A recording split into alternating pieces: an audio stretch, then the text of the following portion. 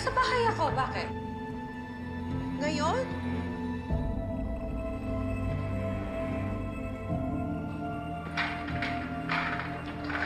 Ano pong report kasi yan? Oo, pupunta ako dyan mamaya.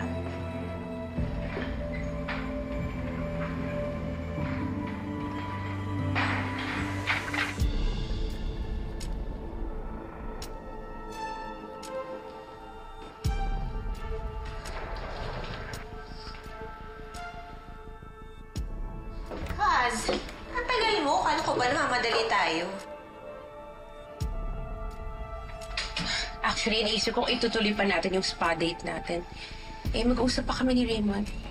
After dinner? Sige, sige. Pa-reschedule ko na lang yung appointment natin. Teka, kape muna tayo. Gawa ko iced coffee. Sige.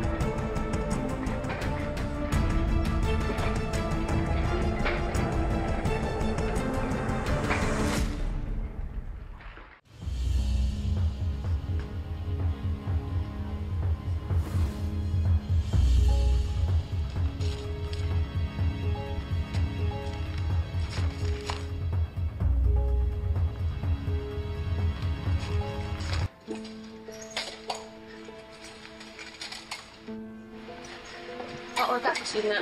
Oh! Nandito ka na pala, Dado. Kakarating ko lang kanina. Pero parang hindi ko man lang napansin na dumating ka.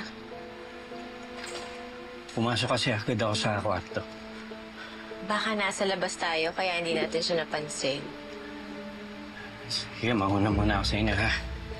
Teka lang naman. Kakarating mo lang, aalis ka na ulit? Pupuntahan ko lang si Baby. May kukunin lang importante. Sige.